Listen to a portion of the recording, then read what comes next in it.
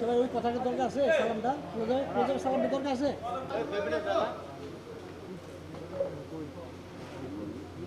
লোক হাঁটা চলা করে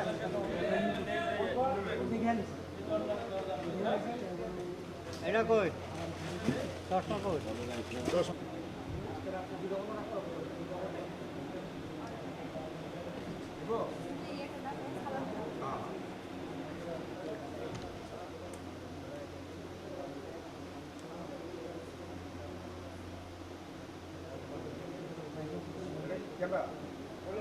Action. Okay, after now.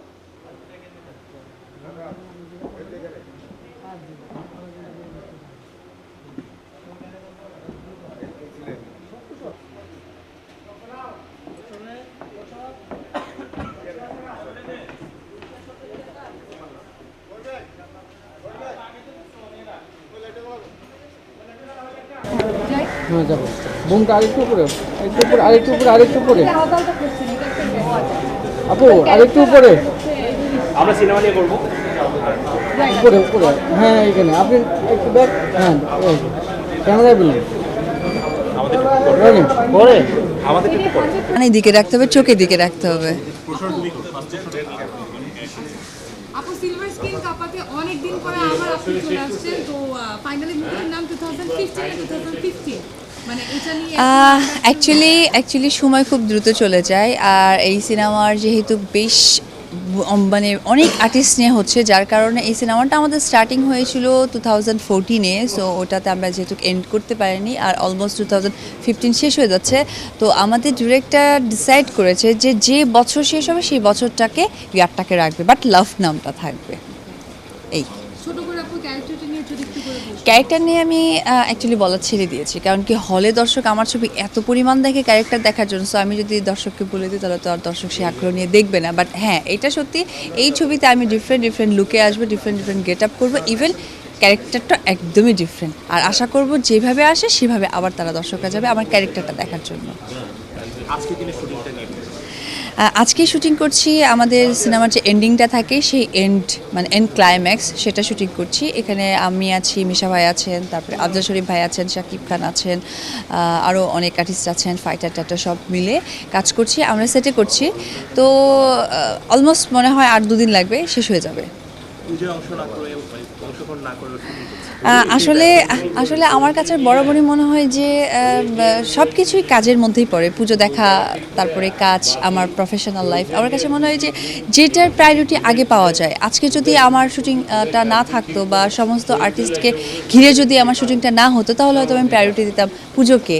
আর একটা কথা, যেহেতু প্রত্যেকটা আর্টিস্টের শিডিউল মিলে গেছে, অনেকদিন পর আবার কাজটা সুন্দরভাবে হচ্ছে, আমার তখন সবসময় দৃষ্টিকোণ থাকবে যে কাজটা যেন প্রপারভাবে হয়। বাট আমি মনে প্রাণে যে একজন মানুষ এবং আমার ভিতরে যে ধর্ম আছে, এটা কিন্তু ভুল না। বিকজ অফ আমি গতকালকে খুলনা বাগেরহাটে কিন্তু আমি পূজাতে অ্যাটেন্ড করেছি। তো আমার কাছে মনে হয় যে ঠাকুরের কাছে যাওয়া এখান থেকেও যাওয়া যায়। আর আমি মন থেকে ঠাকুরকে মানি। সো আমার কাছে মনে হয় যে কাজ ফেলে কাউকে ডিস্টার্ব করে বা কাজ ক্ষতি করে যাওয়াটাকে আমি সবসময় প্রায়োরিটি দিই না, আমি কাজটাকে প্রায়োরিটি দিই। শেষ প্রশ্ন, হ্যাঁ পূজার দিনগুলো কি মানে গেল বছরগুলোতে কেউ হ্যাঁ পূজার দিনটা কিভাবে কাটানো পূজার? আসলে পূজার দিনগুলো বেসিক কিছু পূজা থাকে যেটা আমাদের মা সবসময় পছন্দ করেন যে এই জায়গায় তুমি অ্যাটলিস্ট অঞ্জলিটা দিও, সেইটা পারফেক্ট থাকে। আর আদারওয়াইজ যেদিন থেকে প্রফেশনাল লাইফে আসে সেদিন থেকে যেটা বেশি করা হয়, কাজই করা হয়। ইভেন এমনও গত বছর আমার দুর্গাপূজা গেছে এরকম যে আমি কাতারে শো করতে গিয়েছিলাম। তো জাস্ট খালি যে দিন অঞ্জলিটা থাকে তার পরের দিন আমি ফ্লাই করেছি, বাকি দশমী টশমী সব হয়তো ওখানে করা হয়েছে। তো পুজো বলতে ছোটোবেলাতেই অ্যাকচুয়ালি পুজোর লাইফটা লিড করেছে, এখন অ্যাকচুয়ালি কাজ পুজো মিলে করা হয় যেখানে যে প্রায়োরিটিটা থাকে। Thank you. শেষ। আপনি খুব শীঘ্রই রিটার্ন করবেন, কিন্তু হচ্ছে খুশি রিটায়ার শব্দটা বললেই মানে অনেক পত্রিকাগুলো বিষয়ে আমাদের বললেনই না এটা না, এটা তো আপনি তখন বলবেন যে আমি খুব শীঘ্রই সেটা তো জানি না, মানে আপনার কাছ থেকে আমি শুনি স্ক্রিপ্টটা করবো, একটু জাস্ট জেনে রাখতে পরে আমার প্রশ্ন।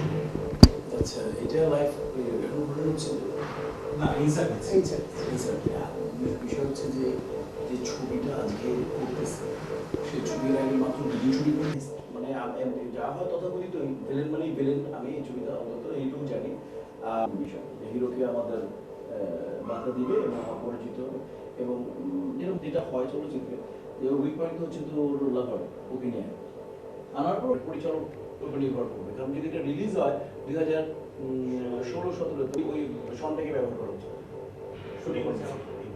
হ্যাঁ না আমার ইটস মাই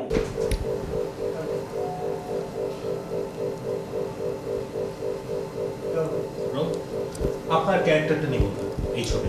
আমার ক্যারেক্টারটা খুবই স্বাভাবিক, যেটা আমার মনে হয় আমার খুব বিশ্বাসযোগ্য একটা ক্যারেক্টার। সেটা হচ্ছে যে আমি যেটা আমাদের হয় যে একটা শ্রমিক নেতা টাইপের থাকি, এর মধ্যে আলটিমেটলি রাজনীতির প্রভাব চলে আসে এবং আমি রাজনীতির বলে যারা ক্ষমতাবিষ্ট লোক তাদের কাছ থেকে তাদের ছত্রছায়া হয়ে বিরাট একটা পাওয়ার হয়ে উঠি।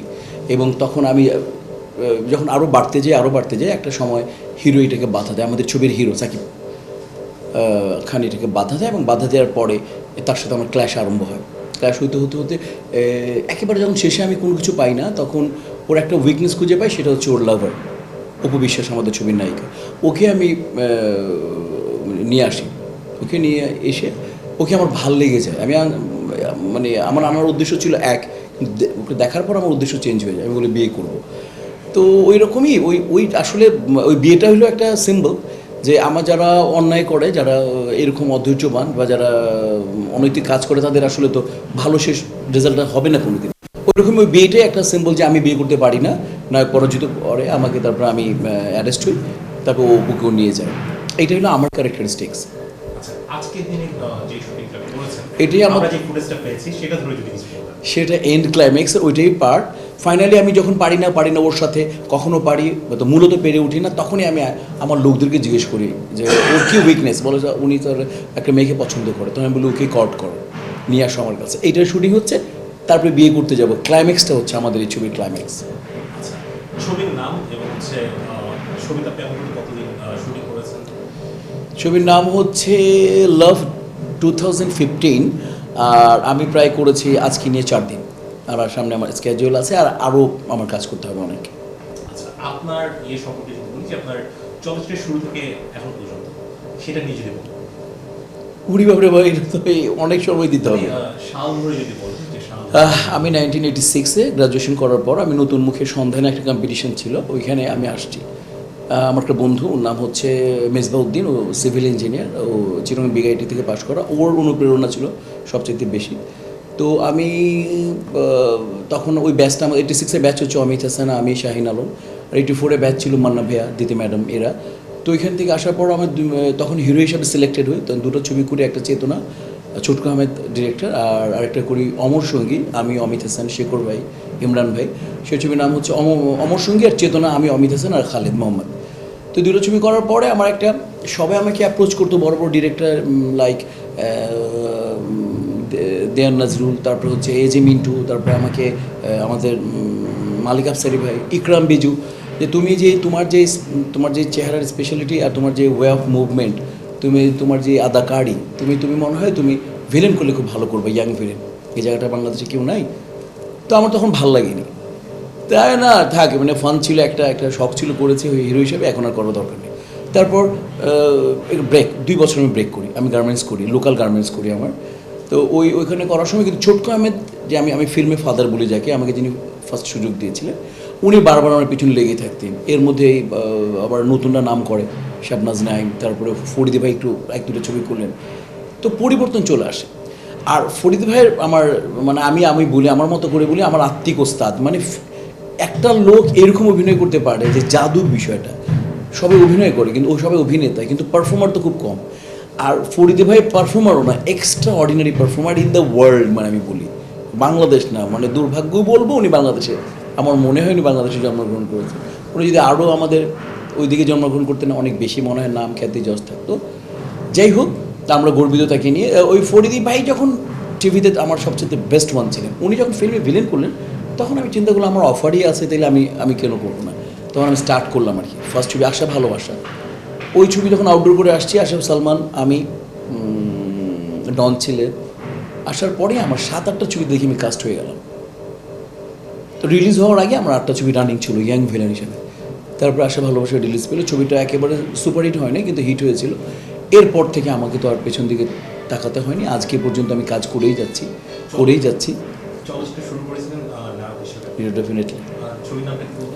চেতনা। আচ্ছা, 90 দশক চলচ্চিত্রের সোনালী সময় বলা হয়, এবং এখন বর্তমান অবস্থা, এটা নিয়ে যদি বলুন। এখানে আমার মতবাদটা একটু অন্যরকম। সেটা হচ্ছে যে সোনালী যুগ, রূপালী যুগ, তাম্র যুগ আমি যদি বলতে বলি তাহলে বলাটা কঠিন হবে। এখন আমি যদি আরও 70s 80s যাই, আসলে সোনালী যুগ 70s 80s বলে, তো ওই সময় কিন্তু বাংলা ছবি ছাড়া, ব্ল্যাক অ্যান্ড হোয়াইট ছবি ছাড়া আর রেডিও ছাড়া, কোনো টিভি ছাড়া কোনো বিনোদন ছিল না। আজকে বিশ্ব কিন্তু হাতে, স্মার্টফোনের বদলতে বা পৃথিবী প্রযুক্তির কারণে হাতে কিন্তু ছবি। আমি ইউটিউবে ডাউনলোড দিয়ে আজকে দেখছি পৃথিবীতে হলিউডে কোনটা রিলিজ হলো আজকে দেখে ফেলছি, বলিউডে কোনটা, হংকংয়ে কোনটা, আমি আজকে দেখে ফেলতেছি। কাজে আজকের মানে মানুষের যে এই যে প্রযুক্তিগতভাবে উন্নতি, তখন প্রযুক্তিগতভাবে যখন মানুষ ডেভেলপ করে ফেলে, তখন মানুষের রুচিবোধটা অনেক ভাগ হয়ে যায়, তখন এত বিভাজনীয় হয়ে যায়, তখন এক জায়গায় দাঁড় করানো যায় না। তখন ছিল কেবলমাত্র ছবি দেখতে যাও তো রাজ্জাক ভাইকে দেখবা, তুমি যদি নাটক দেখো তাহলে তুমি আফজালকে, সুবর্ণকে দেখবা, আর ফিল্ম দেখলে তারপর চলে আসলেন আমাদের সোহেল রানা ভাইয়া, আলমগীর ভাইয়া, ফারুক ভাইয়া, কিন্তু আর কিছু ছিল না। কিন্তু আজকে আমাকে ফাইট করতে হচ্ছে। I am telling about me, today I am fighting with Prakash Roy, Nana Patekar, USA, জন ট্রাভেল্টার সাথে আজকে ফাইট করতে হচ্ছে। ওর একটা ফেজ অফ রিলিজ হলো, ওর মতের সাথে আমি ফাইট করছি। কাজে তখন তো ছিল না কিছু। কাজে আজকের দিনটা আমি বলবো, এখন যে আজকেও আমরা ছবি বানাচ্ছি, মানুষ ছবি হচ্ছে, বিশ্বের দরবারে এখন 35 নাই, ডিজিটাল প্রযুক্তিগতভাবে সবে অভ্যস্ত। এখন যে ছবি হচ্ছে, আমরা আজও যে কাজ করে যাচ্ছি, যেখানে কোনো কোনো কারো হেল্প নেই, কোনো সরকারিভাবে কোনো হেল্প নেই, একটা কলেজ নাই, একটা ইউনিভার্সিটি নাই ফিল্মের ইনস্টিটিউটের উপর। ইউনিভার্সিটিতে একটা ফ্যাকাল্টি করেছে, সেটা হচ্ছে television and media and film. Media আগে কী করে যায় আমি বলছিলাম, ওনার যিনি এখন চেয়ারম্যান, আমি বলছিলাম আপনি কী করে এটা করলেন? আপনি ফিল্ম আগে, যে দেশে এখনও ফিল্ম স্বীকৃতি পায়নি 1 নম্বরে, আজকে যদি যতগুলো ইউনিভার্সিটি আছে, সমস্ত ইউনিভার্সিটিতে যদি আজকে প্রত্যেকটা জায়গা ছোটো ছোটো করে অ্যাটলিস্ট ডিপ্লোমাও যদি থাকতো, অ্যাক্টিংয়ের উপর, ডিরেকশনের উপর, সাউন্ড সিস্টেমের উপর, এফেক্টসের উপর, কোরিওগ্রাফির উপর তো আছে, কোরিওগ্রাফির উপর, ফাইটের উপর, এডিটিংয়ের উপর, এরকম যদি থাকতো, তাহলে ফিল্ম যে আজকে পিছিয়ে পড়েছে, আমরা যে বলি পিছনের কথা, বিশ্ব এগিয়ে যাচ্ছে মানে অসম্ভব 100 মাইল স্পিডে। বাংলাদেশ এখনও তো 0.1% স্পিডে এগিয়ে যাচ্ছে। তাহলে আমরা কীভাবে টালি করব? স্ক্যান করবেন কীভাবে? আপনাকে করতে হলে কিছু তো আপনার প্রিপারেশন থাকবে, প্রিপারেশন রাখবে না। আজকে ক্রিকেটটা ধরি, ক্রিকেট আমরা বিশ্বের সাথে পৃথিবীর নাম করা কোচকে আনলাম, কোচিং স্টাফ আনলাম, ফিজিও আনলাম, ভালো ফ্যাসিলিটি দেওয়ার পরে আজকে বিশ্বের দরবারে ক্রিকেট নিয়ে আমরা গর্বিত। ফিল্ম নিয়ে কি কেউ কোনো কিছু ভাবে? সরকার, বেসরকার, সরকারি বেসরকারিভাবে কোনো হেল্প কেউ করে? বা কর্পোরেট লেভেলে যারা বড় বড় সংস্থাগুলো আছেন, ফিল্ম নিয়ে কেউ বলেন আমি আমার 20 কোটি টাকার 10 কোটি একটা ইনস্টিটিউট বানালাম আর 10 কোটি টাকা ফিল্মে আমি লগ্নি করলাম? কেউ ভাবে? আমরা কেউ ভাবি না। যেখানে পাশের দেশে মিস ওয়ার্ল্ড, মিস ইউনিভার্স নায়িকা হয়, আমাদের দেশের নায়িকা পাওয়া যায় না। তার মানে এখন পর্যন্ত ফিল্ম স্বীকৃতি আদায় করতে পারেনি সামাজিকভাবে। তাহলে ইউনিভার্সিটিগুলোতে ফ্যাকাল্টি থাকতো প্রত্যেক, যেমন আমাদের বলতে পারি যে প্রত্যেক ফ্যাকাল্টিতে ইউনিভার্সিটিতে 200 স্টুডেন্ট থাকে, 200 স্টুডেন্ট বেরিয়ে আসে, রাইট? এক একটা সাবজেক্টে কতগুলো ইউনিভার্সিটি। তাহলে আজকে আমাদের প্রত্যেকটা বিভাগে একটা করে ইনস্টিটিউট যদি থাকতো, তাহলে অ্যাটলিস্ট 1000 শিল্পী চলে আসতো। কেউ নায়িকা, কেউ কমেডিয়ান, শুধু নায়িকা হবে না, ভিলেন, কেউ ইয়ে করবে, কোয়ার্টিস্ট হবে, পিতামাতা করবে, অনেকগুলো ক্যারেক্টার না। কাজে হচ্ছে আমি মনে করি যে আমরা ফাইটিংয়ের দিক থেকে আমরা কিন্তু ফাইট দিয়েই যাচ্ছি, কিন্তু এগুলো যেহেতু সিস্টেম নেই, আমাদের কোনো পেশাদারিত্বের যে মূল বিষয়টা, পেশাদারিত্ব কোথাও নেই। আর পেশাদারিত্বের মনোভাব না দেখিয়ে ওই দেখে শেখা কখনো, মানে দেখে শিখে কখনো একটা ইন্ডাস্ট্রি রান করতে পারে না, সম্ভব না। আমাদের মতো ওয়েল ডেডিকেটেড আমরা আমাদের সর্বস্ব ফিল্মে দিয়ে দিয়েছি।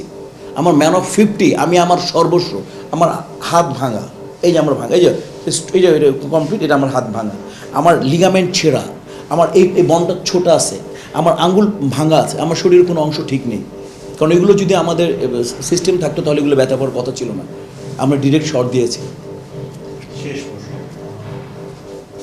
3 দশক হচ্ছে আপনি চলচ্চিত্রে, সবাই সবসময় থাকে না, এক সময় হয়তো আপনারও যেতে হবে, মানে এখান থেকেই। তো সবশেষে যদি 10 বছর পর যদি চিন্তা করেন, তাহলে প্রাপ্তি অপ্রাপ্তি যখন আপনি থাকবেন ইন্ডাস্ট্রিতে, প্রাপ্তিটা হচ্ছে যে এই মুহূর্তে তুমি আমার ইন্টারভিউ নিচ্ছ, আমি কিছু একটা করেছি, এটা আমার প্রাপ্তি। তুমি অনেকের ইন্টারভিউ নিচ্ছ না, তুমি এই মুহূর্তে তুমি আমার ইন্টারভিউ নিচ্ছ, আমি মনে করি এটি আমার প্রাপ্তি। আর প্রাপ্তি থাকবে না সেটা আসলে আমরা টিভিতে দিতে পারবো না এই কথাটা, যাবে না এটা না মানে এই কথাটা আর কি, তুমি এভাবে নিবা, তুমি আমার ইন্টারভিউ নিচ্ছ, অবশ্যই দিতে পারবো না কেন? না পারবো, হ্যাঁ অবশ্যই পারবা। তুমি যাবে না ফুটেজগুলো, হ্যাঁ, তুমি প্রশ্নগুলো করবো না এভাবে নাকি? না শুধু আমার শুধু আপনার ভয়েস যাবে না, তুমি বলবা যে প্রাপ্তি এটা হচ্ছে বেস্ট অ্যান্সার। 10 বছর পর যখন হচ্ছে আপনি অপ্রাপ্তিটা বলি আমি তোমাকে, বিষয় হচ্ছে যে প্রাপ্তি বলে দিয়েছেন এর আগের প্রশ্নেই, তারপরে আর কি আর অপ্রাপ্তি থাকবে সেটা হচ্ছে যে আমি মনে প্রাণে চেয়েছিলাম যে স্বীকৃতি, চলচ্চিত্রের স্বীকৃতি আসুক। আজকে আমরা চলচ্চিত্রের টানা 23 বছর কাজ করছি। আমার চলচ্চিত্রের ক্যারিয়ার 29 বছরের, আমি 49 বছর বয়স, আমার 50 হবে। এর মধ্যে আমি 29 বছর শুধু ফিল্মে। আমার প্রচুর ইচ্ছা ছিল যে ফিল্ম একটা, যাতে বাংলাদেশের সবাই বলে তুমি কি হবা, সবাই বলে যে আমি ডাক্তার বা ইঞ্জিনিয়ার হব। আমার খুব শখ ছিল। ইন্ডিয়াতে কোনো বাচ্চাকে জিজ্ঞাসা করলে প্রথমে বলে আমি অমিতাভ বচ্চন হব, নাহলে সচিন টেন্ডুলকর হব। ওরা ডাক্তার ইঞ্জিনিয়ার খুব কম বলে। এই দেশে যেদিন বলবে যে আমিও অ্যাক্টর হতে চাই, আমি রাজ্জাক হতে চাই, আমি সাকিব খান হতে চাই, আমি হুমায়ুন ফরিদি হতে চাই, আমি actor, I want to be actor, যেদিন বলবে আমার মনে দিন আমার প্রাপ্তি থাকবে না। আর আমার অপ্রাপ্তিটা হচ্ছে যে এইটা এখনও হয় নাই, আমরা আজকে পর্যন্ত করে যেতে পারিনি, এইটাই আমার অপ্রাপ্তি। ধন্যবাদ।